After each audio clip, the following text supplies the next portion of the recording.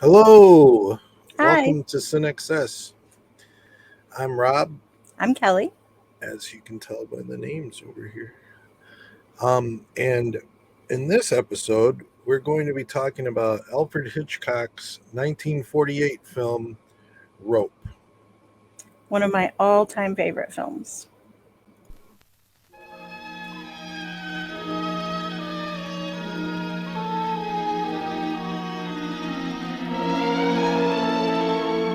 I do want to. I just think we ought to wait till after you graduate. I don't.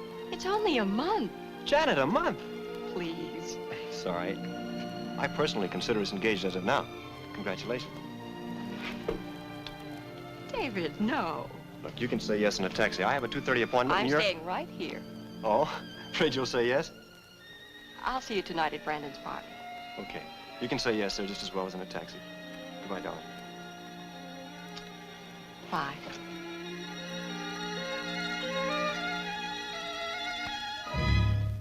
That's the last time she ever saw him alive. And that's the last time you'll ever see him alive. What happened to David Kentley changed my life completely, and the lives of 7 others. Janet Walker, Henry Kentley, the boy's father, his aunt, Mrs. Atwater, his best friend, Kenneth Lawrence, a housekeeper named Mrs. Wilson, and the 2 who were responsible for everything, Brandon Shaw and Philip Morgan.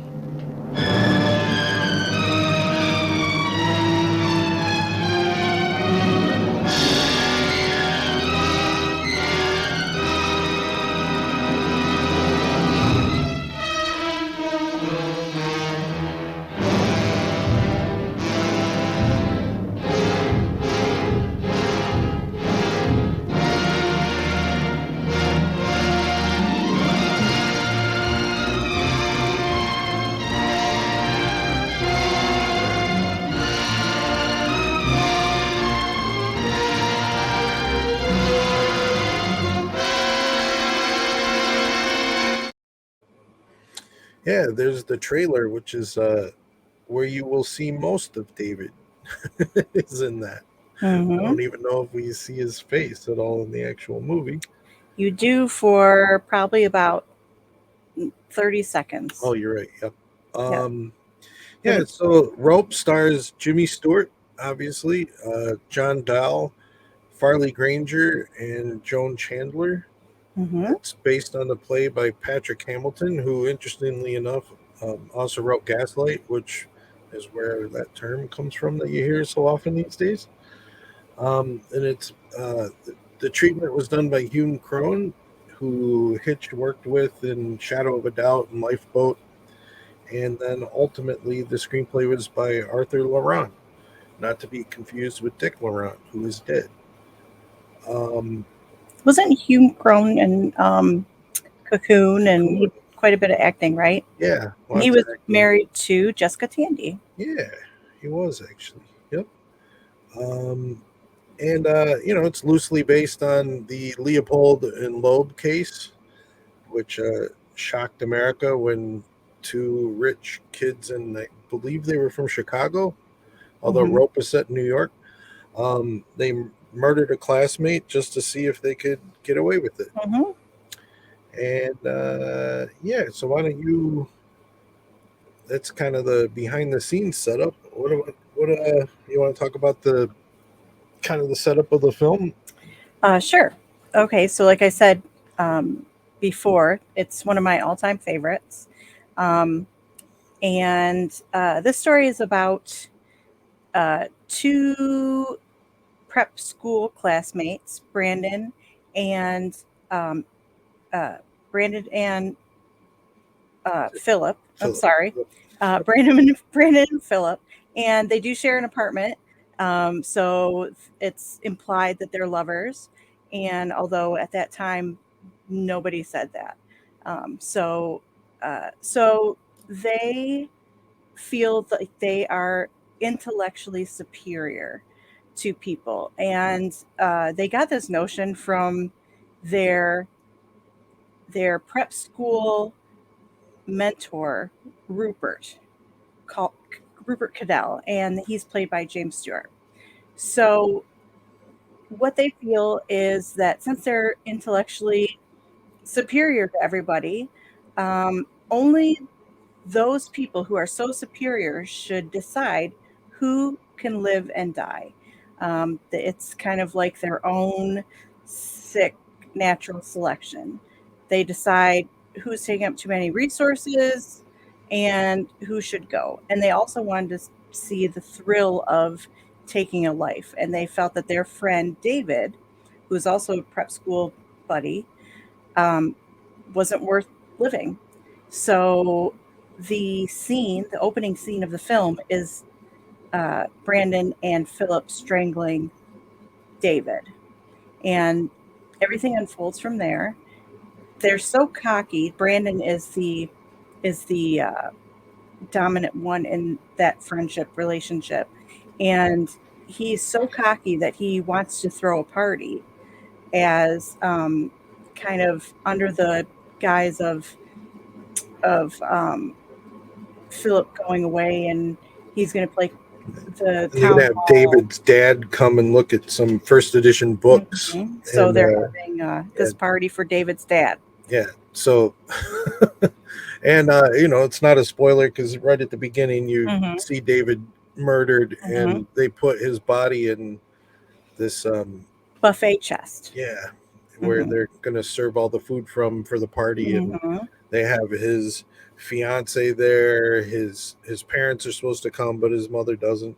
And then they also invite Rupert because they think Rupert's the only one that could figure out what they've done, and that makes it more exciting and more challenging. And the only one who can appreciate it, because Rupert's the one who used to talk about Nietzsche's idea of Superman, which would be the idea of Nietzsche's Superman is that intellectuals have bypassed any kind of emotional decision making and have just gotten down to purely reasoning for doing what they do.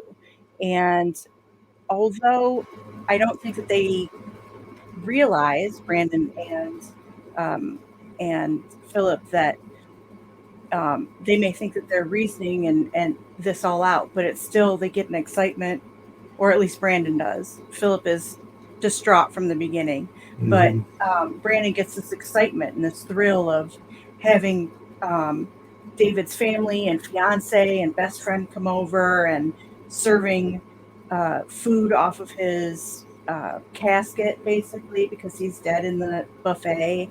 And so they really aren't even following Nietzsche's theory of the Superman. So that's interesting. I thought it was interesting, like you said, that Philip from the get-go, like, instantly, like, kind of regrets doing what they did and is stressed to the gills, and it just gets worse and worse and worse.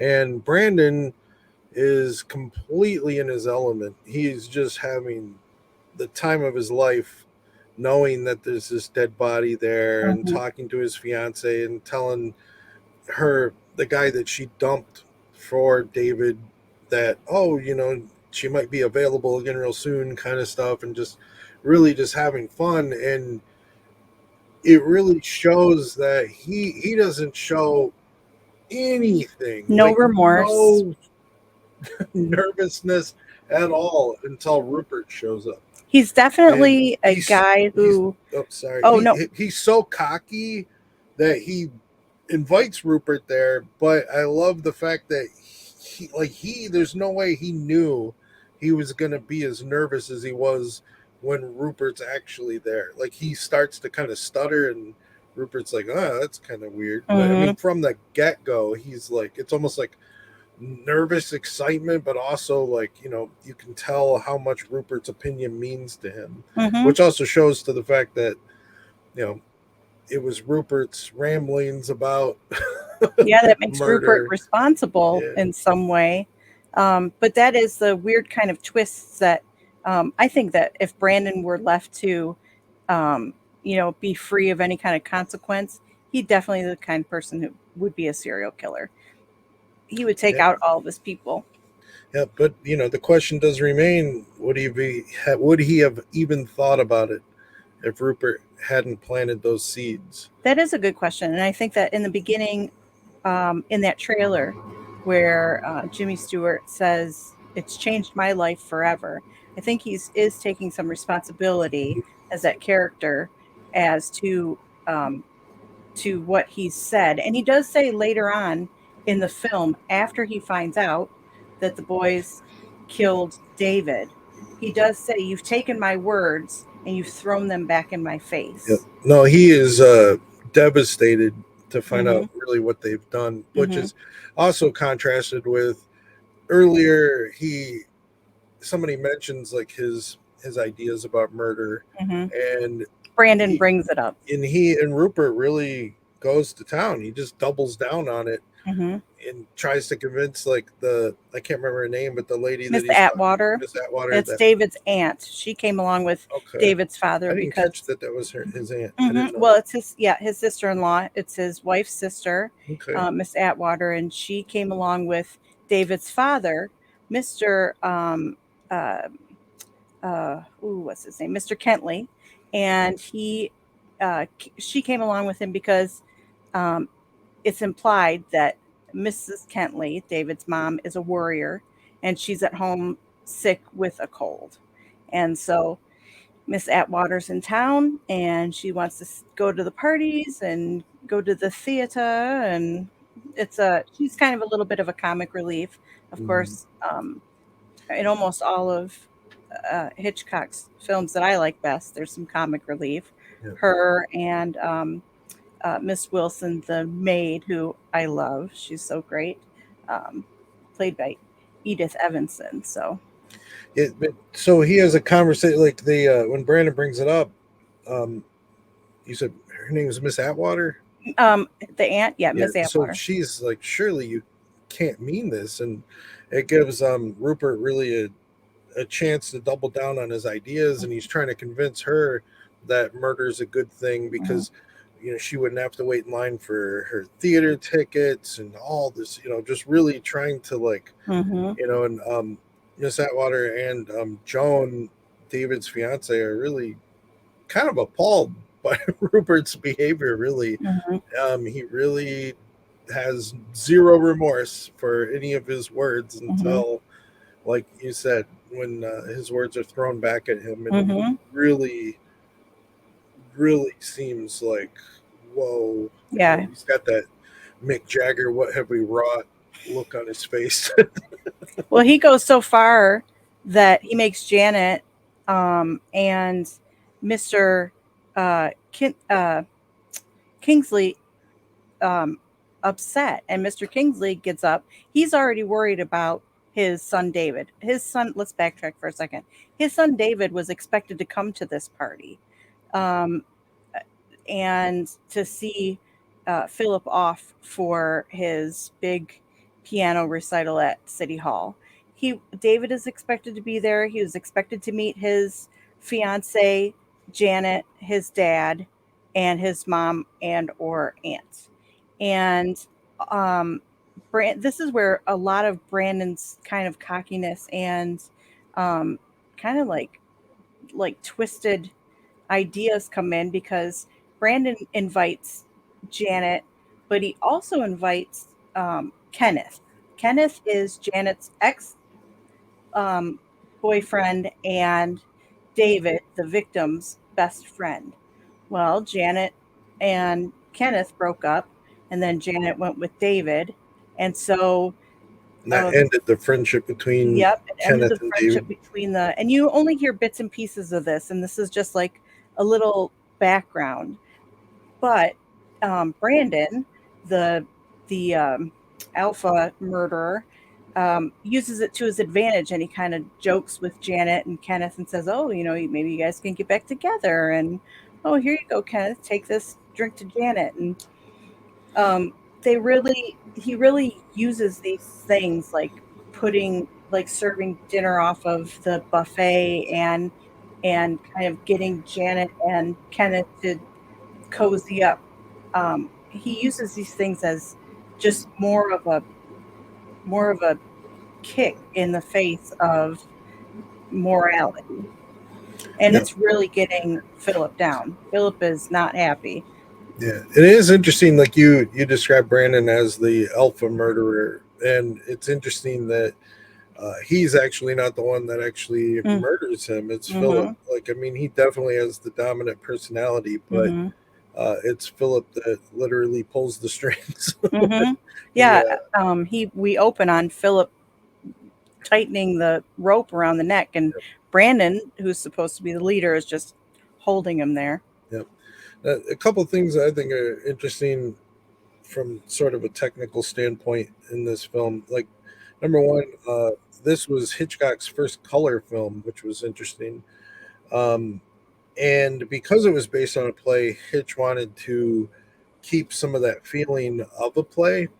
And so it's interesting that the opening shot during the credits is like an exterior of a building, but then all of the rest of the movie takes place on one set, which is obviously a soundstage, the apartment that we're in right now, actually.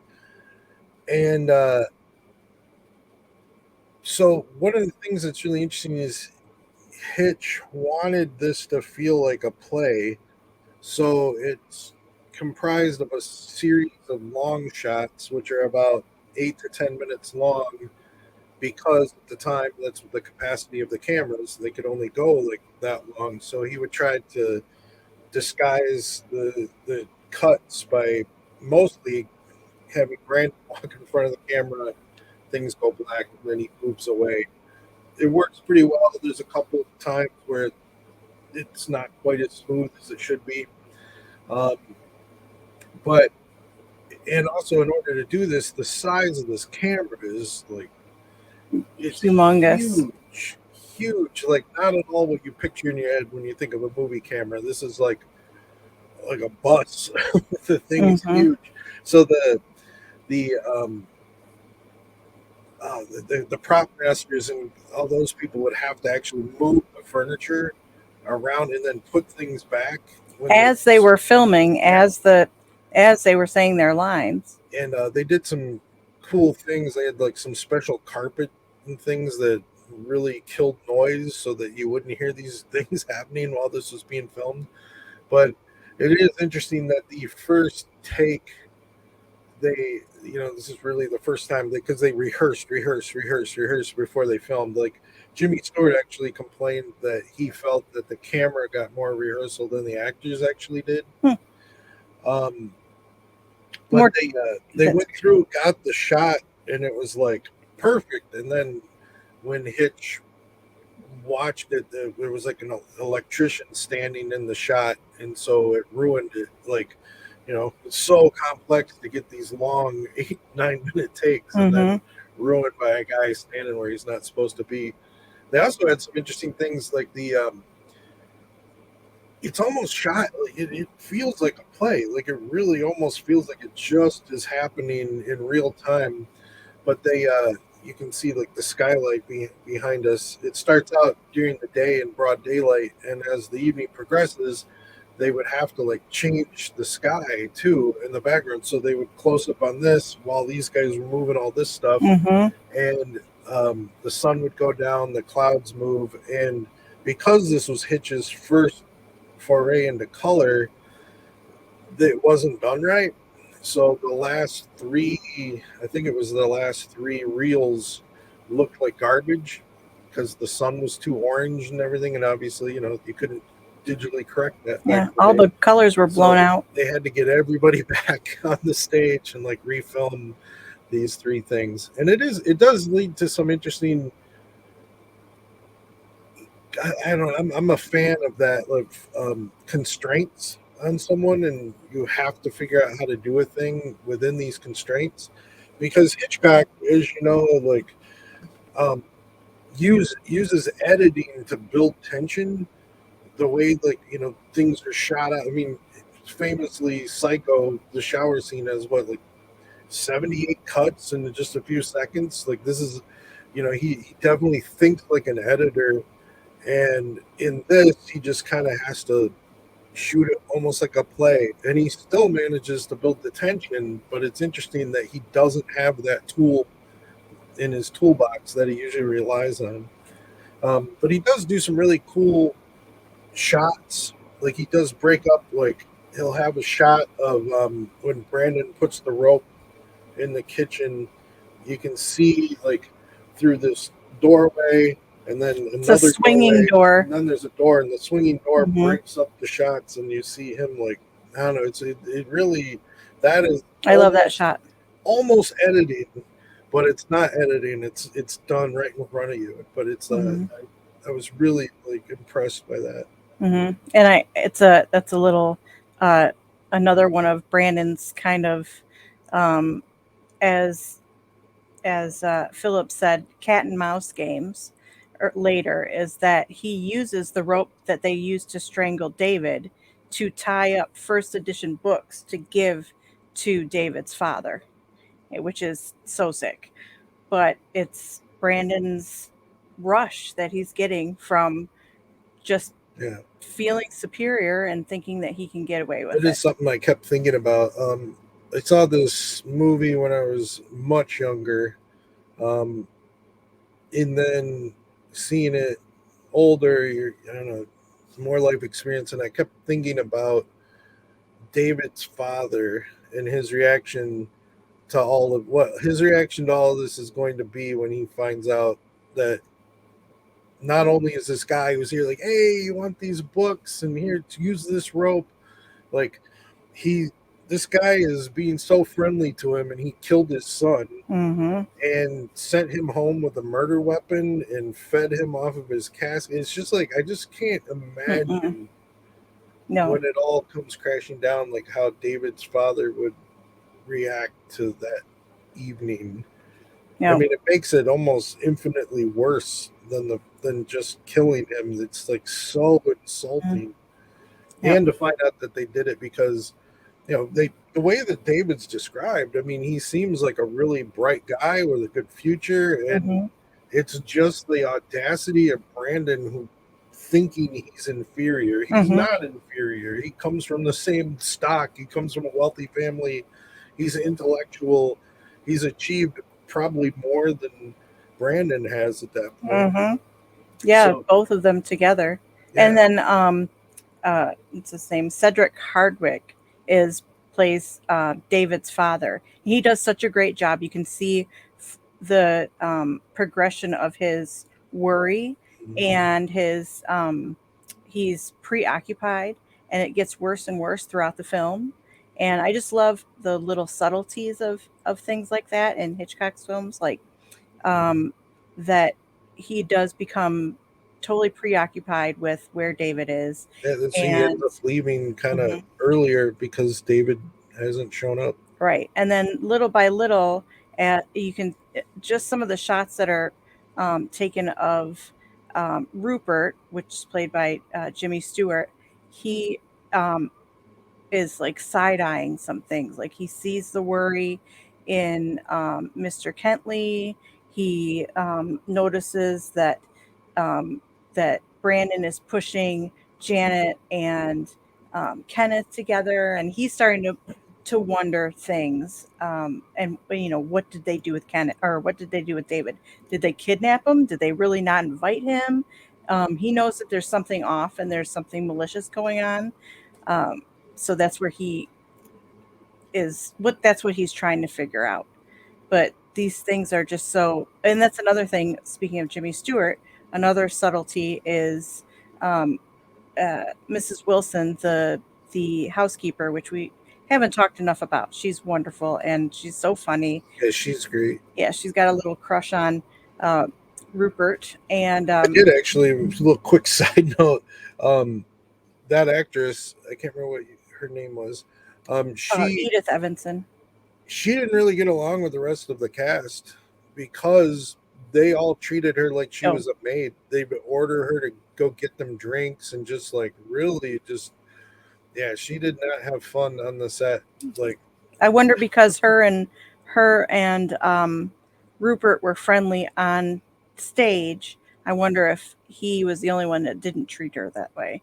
Yeah, It's I'm not interesting. sure. I don't know. I mean, Jimmy Stewart, everything I've ever heard about him is he was an absolute gentleman. Yeah, so he's so I'm sure he sweet. I didn't. can't I mean, they're imagine. probably talking about Brandon and But they were not nice to her, especially when she started getting so nosy.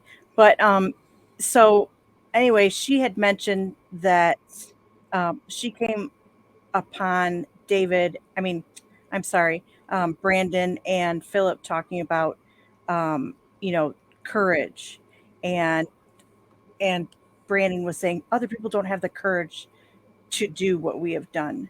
And Miss Wilson just kind of happens upon that sentence. She said, well, Mr. Cadell's got plenty of courage. He's got a bad leg from the war because of his courage. And just that one little remark, you notice later that Jimmy Stewart is limping. He has a subtle though. I subtle mean, limp it's very, very throughout subtle. the whole film. And it's just like, it's just great directing, great acting. Um, I think Hitchcock always has just the perfect cast Yep. of. And the cinematographers on this too. There were two directors of photography. William Scull. I don't know if one had to leave and or if they just both worked together. But William Scull and then also Joseph Valentine, who did work with Hitch on Shadow of a Doubt and Saboteur, and also was the cinematographer on The Wolfman, which is kind of cool. But they really did. It was really inventive. Like I mentioned, the long shots. But it's interesting that people felt like I think Jimmy Stewart said that it was worth trying, but it didn't work. And the screenwriter Arthur Laurent, he didn't feel it worked either. Like so many people didn't feel that worked, and it's interesting because I mean, it works completely fine. I mean, it really, I think it really adds to the film. yeah. And I don't mind I know what you were It saying feels about. intimate. It feels like you're there. Like it feels like when you go to see a play, even though you're not participating in it, you're part of the audience. You feel like you're there, and this makes you feel that way. It feels like you're there. Well, visually and psychologically, when you're cutting in a book or a film or things like that, that one little cut gives you a break to compose yourself and to kind of get yourself under control and the stress. But in this, the tension just keeps building and building in 10-minute increments because you don't have the cuts that release that tension in between. No, there's no release. There's no one, right.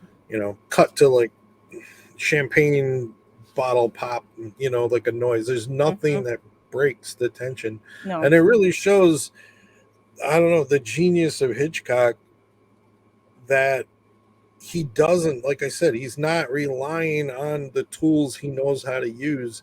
It's like you shouldn't be able to build that much tension from this. There's a couple.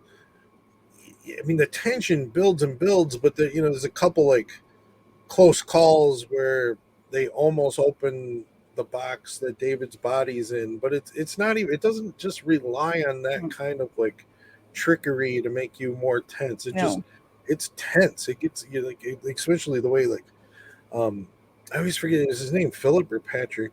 Philip. Like Philip's falling apart. Like he's really not. Yeah, he's not handling the pressure well at all. And of course, they're serving drinks, so Philip keeps going on, and you don't have a sense of there's no danger for 90% of the film. Nobody at the party is in danger. There's not going to be a confrontation. There's not going to be anything else. So the tension isn't from that. The tension's purely from, are they going to get caught or aren't they? And the only kind of danger that comes into play is at the end when Rupert confronts them. And even then, it's so minor. Yep. And it's interesting to me anyway, like it seems like the longer the film goes on, the more you want them to get caught. So because they just really, once you get to know them more and more, you're just like, oh, I hate this guy. Yeah, Brandon is such a jerk. Yeah. And so arrogant, and that's what I said. I know like that flip, because at first you're kind of like, maybe you're kind of on their side, even though they're murderers. You're Mm, just like, and then as you get to see how they treat other people, and that these other people are far more appealing, you're like, kind of, you don't want some justice for them, but at the same time, you don't want, you know, David's father to be there when the chest is opened either, because it's mhm. just like, God, it really is like, And they do almost get away with it. it's a simple setup, but it really, like, you know, when was watching it, I didn't have these emotional responses that I did after I thought about it Mhm, more and more, just like how truly horrific this entire setup is. Like, mhm. it's really just like, God, what horrible people.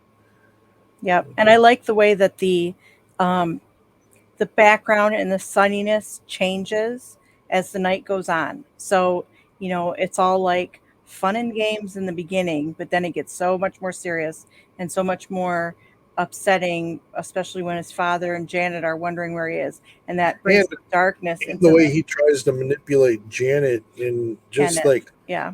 um yeah, like I like the fact that at first she just kind of goes along with it, but she eventually is just like, And she realizes you're that garbage. yep, So, yep. and that is kind of a turning point with, I think, the audience's reactions to him, Mm-hmm. because like you said, everything's light, and then that when she has had enough of him, that's when things start to get a little bit Mm-hmm. Yeah, more because to he's the losing bad. his party and his fun, and the games are coming to an end. And on a side note, uh, the apartment that they're in is decorated perfectly. I mean, it's not only is it It a isn't, great it film. isn't. I think it's so interesting that, like, there's such attention to detail, and like, this is clean and this is that, but then there's always like magazines and an ashtray just on the couch. Mhm. Like, no, like, they scramble to get the place ready for the party in time before guests show up, but no one, like, if it's me, I'll like, get these magazines off the damn couch where people want to sit and get the ashtray out and empty it. But yeah, it's just, I was thought it was interesting that that stuff's just there Well, I for the think whole it lends a feeling of, like, I don't know if couture is the right word, but like it lends a feeling of, like, um, Manhattan living. I've got my fashion magazines here. I've got my very expensive ashtray with my very expensive cigarettes here. I would bet the ashtray is clean. Oh yeah, You and know. I think it also shows, it's a little bit of the mezzanine scene to show Brandon's character of, he's going to all this effort, but yet he's going to try to make it look like he's not going to effort. It's like, Hmm. oh, I've made the entire place spotless, but yet I Yeah. don't really care about your opinions, so I'm Hmm. going to leave a little mess over here. And if you remember, there isn't that much time between the time that, since it is a continuous shot from the time that David is murdered to the time that the maid, Miss Wilson, gets there, there's not that much time. No, And so let's say, 20 minutes or so, I would easily overlook a couple of magazines and an ashtray in favor of, they moved all of the servingware over to the buffet, and they were busy doing other things. So really, in reality, that could be overlooked. But I just loved the apartment. Like, if you don't like anything else about it, which you will, I just loved looking at how an apartment would be at that time. An expensive. I mean, I can't imagine how much this would be a multi-million dollar apartment now. Um, and with that, looking over Manhattan with that skyline, um, I just like to see how it would be decorated. And yeah, um, but it's a great film, and it's an interesting story. Leopold and Loeb. If you yeah. don't know There's about it, another really really good movie from the '90s, called Swoon, which is straight up about Leopold and Loeb, and that's a really heavy movie. Like, it's, I don't know. I can I remember don't think I've watching seen that that. with my friend John Hawthorne back in the day. And yeah, that's a good one. Definitely worth checking out. I don't know if the director went on to do much anything else. I guess he did. I Shot Andy Warhol, Hmm. um, which I did see that one too. But yeah, it's interesting because they do some stuff like, I mean, not not symbolism. I mean, straight up hit you in the head symbolism. Like at one point during the trial, like their bed just shows up in the courtroom because this trial turned into not so much about the murder, but the fact that they were homosexuals and how wrong Mhm. that was back then and stuff. And Mhm. it's just like, It attacked their moral character. yeah. And so it's like, what in the world does their bedroom have to do with this murder? Right. But I don't know. Swoon definitely highly recommended. I definitely highly recommend Rope. I think that, I mean, it definitely gets a lot of notice and respect, but I do think it falls into that underrated Hitchcock area. I agree. Yeah, I think it's not one of those that people, it's not the like top 3, top 5 that people go to, like Psycho, The Birds, Dial M for Murder, uh, those. I would definitely put this over North by Northwest. Oh, absolutely. Me too. This is, um, uh, I know that it's probably sacrilegious, but I like this one better than Psycho. And I Yeah, think not I'm me. not saying it's better. Not I'm me. not saying it's But better. I do like it a lot. I'm not gonna. Yeah, I'm not I don't saying it's want better. my. That I could don't be know. my. Psycho's just an absolute perfect film It is for a me. perfect film, and that could just be because of my amount of times I've watched Psycho and the amount of pop culture references to Psycho. I think that might be it. But I also, I love Rear Window better than I love any other movie. Yeah. Well, Of but Hitchcock's. like you said earlier, it kind of Psycho popped in my head when you said that your favorite Hitchcocks all have that a little bit of comic relief. There's Hmm. zero comic relief in Psycho. No, Like there's none, he's not letting you off that hook until the end of the movie. right, and I like the little bit of comic relief. I like, Yeah. um, you know, I would put this over the Birds though, for sure. I don't know. The Birds I've always felt, you're I gonna would say put your this over. sacrilege, I'll say mine. I feel like the Birds is a little overrated. I don't know. I'm not afraid of birds. I just never Yeah, have been. I'm just but sort of like, okay, so you the know, you know and the what, effects don't hold up that well in the Birds and our stuff. friend But our yeah, I friend would watch Dana, Rope every time. I'd watch Rope every time yeah, over the Birds. our friend Dana also said the same thing when her and I were Hmm. talking about Rope on her show, and she said she's not afraid of birds. She owns birds, but think about this: having 100 birds swooping down at you, and then you have this woman back here who's got her eyes pecked out. Now, are you afraid of birds? Not really. I'm just not. I don't know. My mom was super I'm going to throw freaked you. out by the. I'm going It's to throw you in interesting front because of the bird apocalypse. Then. I didn't really grow up in a film household, but I really, really remember two things. My mom was terrified of the birds, and my dad was absolutely had the shit scared out of him by Psycho. Like, because like he said, like The that shower was scene real. specifically. That was real, and that could happen. Hmm. I mean, the birds come to attack you. Just I don't know. It just doesn't do it for Yeah, me. they never really gave an answer as to But why. I don't even care why. I don't know. I'm not afraid. I've never like Well, look, I'm not afraid of birds normally either, bee but swarms or any of that kind of stuff just doesn't really work for me. I mean, the only thing that like that a swarm is piranha, and that works for me. I'm like, I don't know, but it well, just okay. doesn't. So give those piranha some Some wings, wings, and then put them in the air and see how afraid you are. Sharknado. Yeah. I don't know. Yeah, I'm I just would not be afraid of afraid of birds. I don't that know, stuff. Yeah. but No, I but agree. I digress. I don't know. I'm just I saying do that. think that this film does go above the birds, and um Yeah. I think Rear Window is my top Hitchcock. Then this one, and then I think um probably Dial M for Murder, and then there's something about Harry. I See, I think it's like Psycho, and then Rear Window, Vertigo, I really like Spellbound a lot. I think that's a really underrated film too. Um, I would put Rope in there too, though. I love Jimmy Stewart, and I love him in everything. Yeah. Um, Kim Novak bothers me a little bit. I don't know why. She just bothers me in Vertigo, and I think it throws me off sometimes. The film is excellent. She bugs me a little bit. I feel like I don't know. I just No, there's certain people that I understand what you're saying. Like James Spader is one I can't really watch. James Woods. James Woods. I Like can't. I absolutely love Videodrome, but God, it's hard to watch Mm-hmm, him sometimes in it. totally. So And yeah. So I think that um, my phone. but I would have lots of good things to say about Psycho if we did Psycho. Oh yeah, We we should should do do a that whole eventually. Yeah. yes. We should do a whole Hitchcock. But speaking of what to do next, I mean, do you have anything else to say about Rope? I definitely highly recommend it.